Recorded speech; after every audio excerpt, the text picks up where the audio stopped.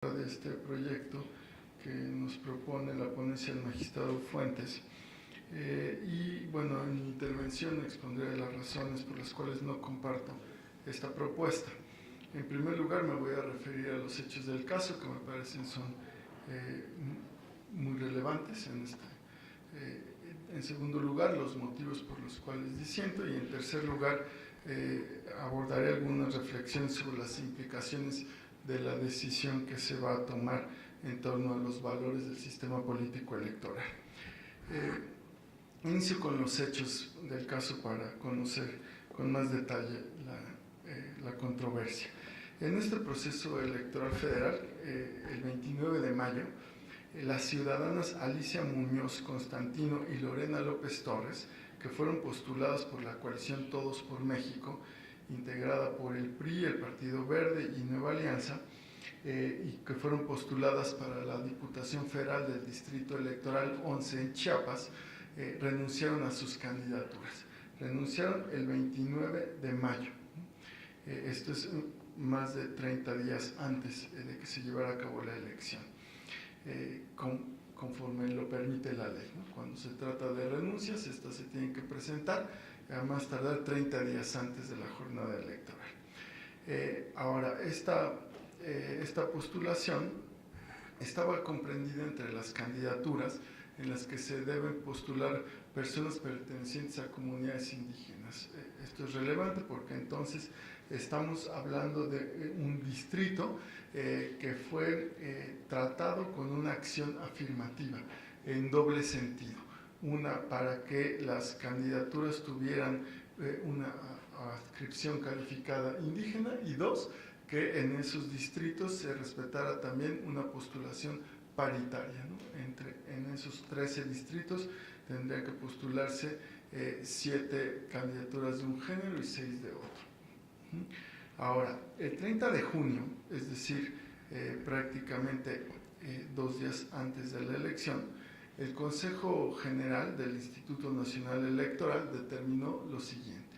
En primer lugar, aprobar la sustitución que solicitó esta coalición Todos por México respecto de esta candidatura para la Diputación Federal Electoral en el Distrito 11 en Chiapas. Y registró a 2 hombres, una fórmula de hombres, 2 ciudadanos, Roberto Antonio Rubio Montejo y Rogelio Rayo Martínez, en el lugar que quedó vacante por la renuncia de la fórmula de mujeres. Con lo cual, de manera evidente, ¿no? Se generó una situación en donde ya no se cumplía con un plazo, no se cumplía con la paridad de género. Y el Instituto Nacional Electoral requiere a esta coalición para que en un plazo de 6 horas, es un día antes de la elección, el 30, sí, fue el primero, no hay 30 ya, no, el 30. Un día, 6 horas, a partir de que tomó esta determinación, tenía como plazo para definir qué fórmula de las candidaturas indígenas que fueran integradas por hombres debía ser cancelada, con la finalidad de lograr la paridad en la postulación de las candidaturas indígenas. Aquí es evidente, aunque formalmente puede suceder que registren una sustitución de una candidatura de hombres por mujeres, si eso no altera la paridad, pero aprobaron una candidatura de hombres que tuvo como consecuencia alterar la paridad y requieren cancelar una candidatura de hombres para cumplir con la paridad. Ahí me parece que el Instituto Nacional Electoral generó una inconsistencia en su propio acto que considero peculiar, por decirlo así.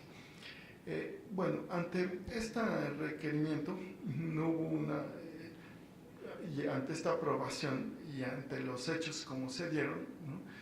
Un día antes de la elección, pues no hubo una modificación de la boleta electoral relativa a la elección de la Diputación en el Distrito 11 en Chiapas.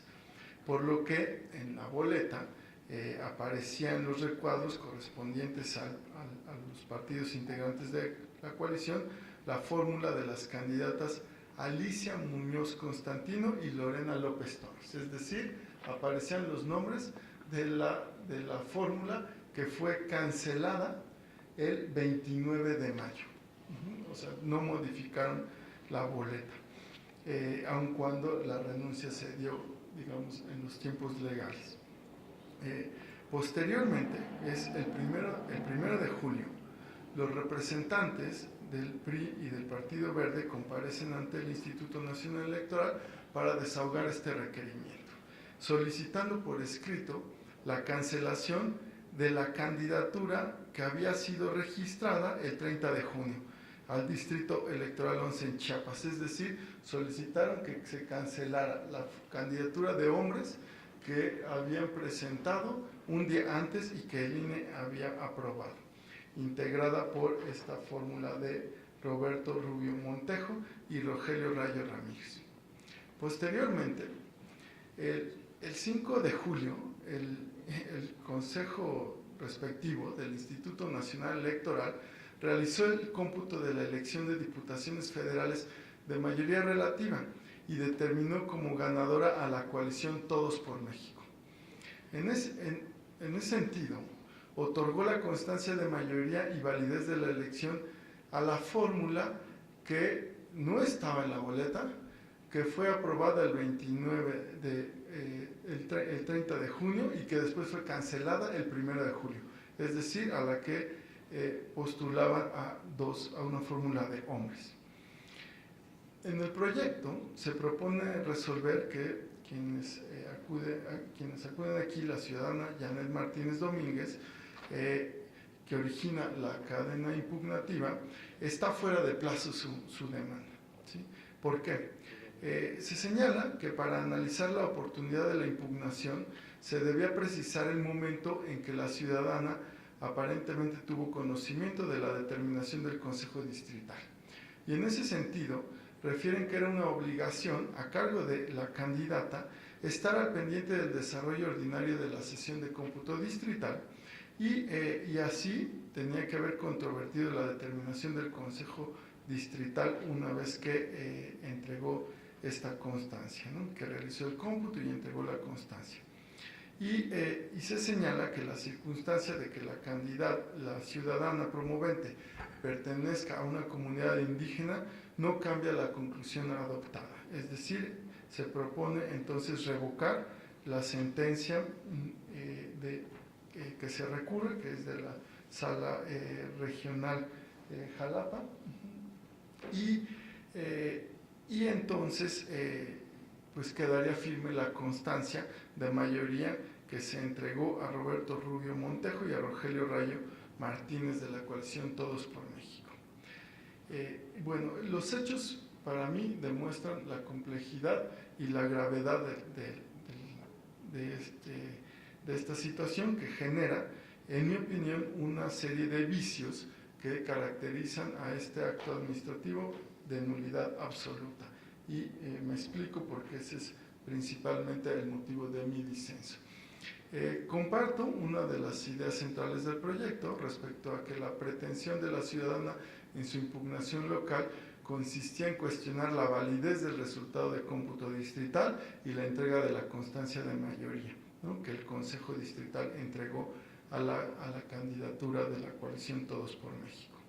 Si bien la inconformidad de la candidata partía de que fue indebido que consideran como válidos los votos en favor de la candidatura de la coalición Todos por México, ya que había sido cancelada, y por lo tanto los sufragios que recibió debían calificarse como nulos, y de esta manera para la ciudadana lo adecuado era que se determinara que había resultado ganadora, pues la opción política que recibió la mayor, pues ella encabezaba la opción política que recibió la mayor cantidad de votos válidos. Ella quedó en segundo lugar. Quien aquí impugna está en la fórmula que queda, digamos, bajo los cómputos realizados por el Consejo Distrital del INE, queda en segundo lugar, ¿verdad? Y por eso considera que al declarar nulos los votos de esta candidatura que fue cancelada, entonces debía otorgársele a ella, por obtener la mayoría de votos válidos, la constancia.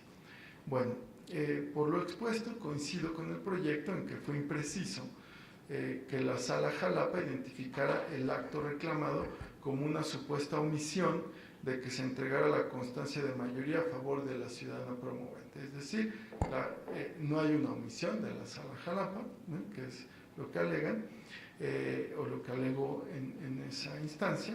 Sin embargo, a pesar de ello, estimo que las particularidades del caso sí permiten considerar que la impugnación se promueve de manera oportuna, con independencia de que la demanda del juicio se hubiese presentado hasta el 21 de julio. Ahora bien, es factible distinguir, en mi opinión, entre las impugnaciones que se plantean en contra de este tipo de resoluciones de las autoridades electorales por irregularidades en el marco del proceso electoral, de la jornada y de la etapa de resultados, de aquellas otras que cuestionan dichas determinaciones en sí mismas por vicios relativos a los elementos para la validez del acto emitido por el Consejo Distrital del INE. Esta diferenciación es relevante porque para el adecuado análisis de estos asuntos debemos adoptar la perspectiva de la validez de la resolución sobre el cómputo distrital, la calificación de la elección y la entrega de la constancia de mayoría en función de sus elementos como un acto administrativo. Y bajo este enfoque tenemos que en la doctrina, en el derecho administrativo, se distinguen los vicios que pueden tener los actos administrativos de nulidad absoluta de aquellos de nulidad relativa. Los primeros, a los que también se denomina de nulidad plena o de nulidad de pleno derecho, se han identificado a partir de 3 criterios esencialmente. Uno, si son vicios evidentes o manifiestos, lo cual a mí me parece que esto es hay errores graves que son evidentes. 2, si se refieren a requisitos esenciales, también me parece que aquí es un requisito esencial que la candidatura haya sido debidamente registrada. Y 3, en función de su entidad o gravedad, lo cual me parece que también aquí estamos frente a irregularidades graves porque vician la voluntad del elector o el sufragio libre. Dichos criterios deben analizarse desde la perspectiva del impacto que tienen estos vicios en la propia función electoral y en la finalidad constitucional de garantizar elecciones libres y auténticas. Entonces, si una impugnación pudiera estar vinculada con una irregularidad de nulidad absoluta, el requisito de oportunidad tendría que analizarse desde esta perspectiva, pues lo que está en juego es la propia legitimidad democrática de las autoridades representativas y de la constancia de una elección de mayoría. A partir de esto que he expuesto, estimo que la definición del triunfo de una elección a favor de personas que formalmente no estaban participando, como es el caso de la candidatura que fue cancelada el 1 de julio, ello ya implica un vicio de nulidad absoluta de la resolución electoral que les entregó la constancia de mayoría.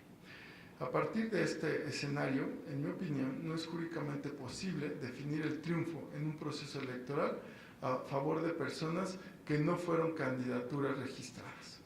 De este modo, en tanto el registro como candidato es un presupuesto para acceder a un cargo de elección popular, la ausencia de este registro equivale a que la fórmula no participó o a que estas personas no fueron candidatos y únicamente puede resultar electo alguien que tenga esa calidad. Así, estamos hablando de una irregularidad grave que atenta contra las propias bases del sistema electoral, en el que se considera como un presupuesto para poder ser electo el registro formal de una postulación.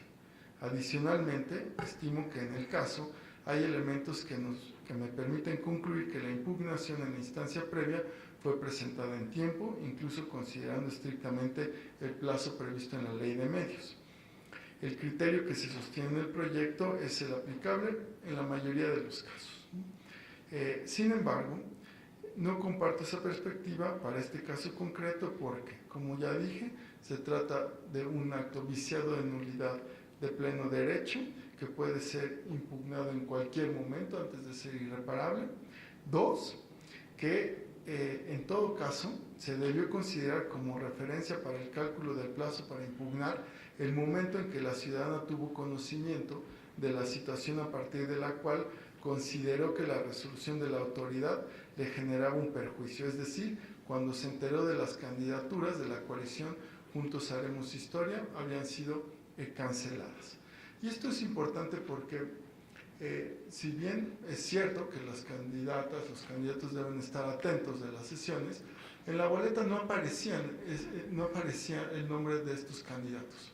Aparecía el nombre de 2 mujeres que fueron registradas originalmente y que después se canceló el registro, y esa cancelación del registro de las mujeres fue notificada a los partidos correspondientes, pero nunca hubo un acuerdo formal del INE en el que no lo hubo, que además permaneció en la boleta, que se diera a conocer de manera pública y general la cancelación de esa candidatura.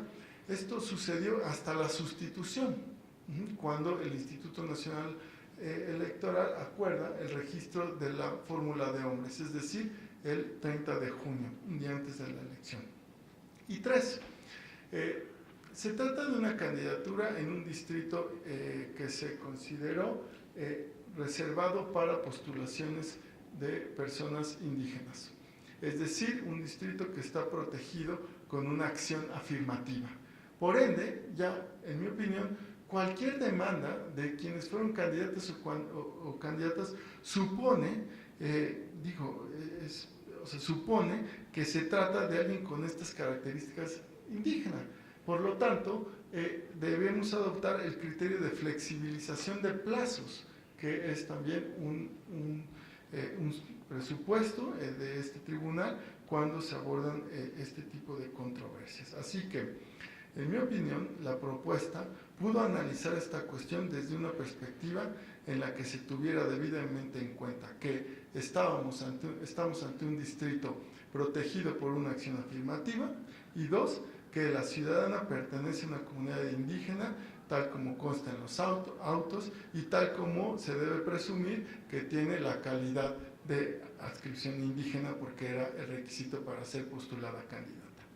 Entonces, si partiéramos desde esta perspectiva intercultural o esta perspectiva de flexibilización o de adaptación de los requisitos de los plazos de impugnación a este tipo de cuestiones concretas, el Tribunal Electoral me parece que debe ser consistente en analizar el cumplimiento de los requisitos procesales por parte de comunidades indígenas y sus integrantes, y se debe atender ello con la intención de estar en posibilidades de juzgar con perspectiva intercultural.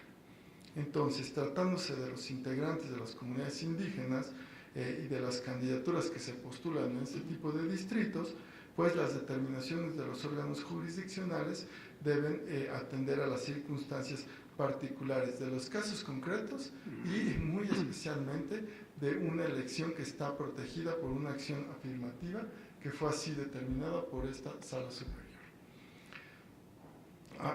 Porque se confirmó el acuerdo del Instituto Nacional Electoral al respecto. Si bien se ha sostenido que el criterio relativo a las comunidades indígenas debe contar con acceso real a la justicia y se deben dispensar estos requisitos procesales cuando las circunstancias del caso así lo demuestren, para que no caigamos en formalismos exagerados o innecesarios, me parece que aquí, desde el tipo de distrito y de tipo de actores, entonces no es dable adoptar una postura estricta o una postura formalista que no considere la tutela efectiva de los integrantes y las candidaturas indígenas. Ahora, si eso no fuera suficiente para atender el reclamo de que la impugnación está en tiempo y que no se debe asignar una constancia de mayoría a una candidatura que fue cancelada, es decir, no tuvo el requisito de ser una postulación formalmente registrada, me parece que hay implicaciones sobre los valores fundamentales del sistema político electoral que también, en mi opinión, me permiten optar por una opción de decisión que atienda, digamos, la situación que me parece, como ya he dicho varias veces, tiene irregularidades graves y además tiene algunas implicaciones. En primer lugar, me parece que decidir que la demanda es extemporánea y no entrar al fondo del asunto, por un lado, no atiende la voluntad de los electores, de los ciudadanos. Aun cuando hayan votado, digamos, por esta coalición, lo hicieron en todo caso por la fórmula que debía estar registrada, ¿no? Y no había fórmula registrada, y en la boleta estaba la fórmula de mujeres. En segundo lugar, el Instituto Nacional Electoral intentó proteger el principio de paridad de género, y el resultado del actual, al entregar una constancia a hombres, precisamente es lo contrario a lo que se buscaba tutelar, que era la paridad de género en las candidaturas. Se le está dando una constancia, una fórmula de hombres, cuando la coalición no había cumplido con el requisito de paridad de género, y además cuando para cumplirlo lo que hizo fue cancelar precisamente esta candidatura. Y en tercer lugar, la certeza que debe tener las decisiones del Instituto Nacional Electoral cuando actúa, digamos, cancelando y ordenando que se cancele alguna candidatura como una especie de sanción a quienes no cumplen con las obligaciones legales en el caso de paridad. Bueno, yo opino que el menor mal, porque toda esta situación evidentemente afecta inclusive a la coalición, ¿no?, que postuló y que canceló, el menor mal es aceptar una demanda que si bien podría considerarse formalmente extemporánea, no lo es porque desde mi interpretación se puede optar por un cómputo del plazo que sí proteja los derechos ciudadanos que están en los distintos niveles aquí en juego. Al darle la constancia a candidatos que no aparecen en la boleta y que fue cancelada su fórmula, me parece que evidencia la falta de cumplimiento al principio de paridad de género, y dos, los partidos que conforman la coalición no cumplen con esta obligación, sin embargo, sí obtienen el triunfo electoral, ¿sí?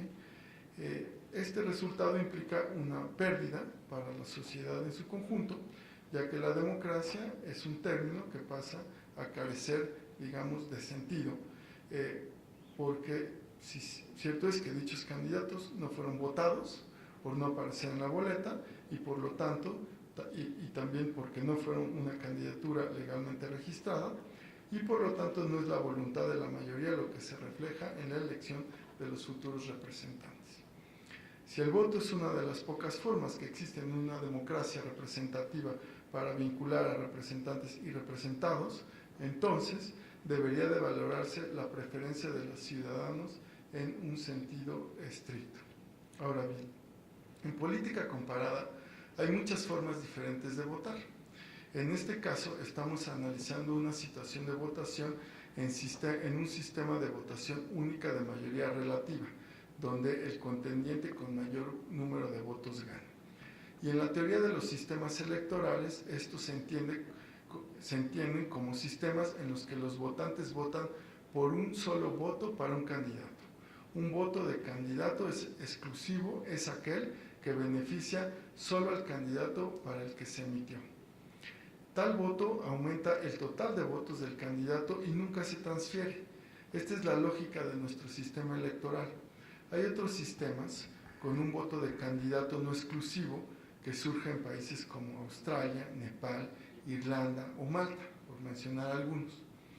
Interpretar la preferencia de las personas como si estuvieran en un sistema electoral diferente, es decir, uno en donde se puede transferir el voto, desvanece la esencia de las reglas de nuestro propio sistema electoral, en mi opinión.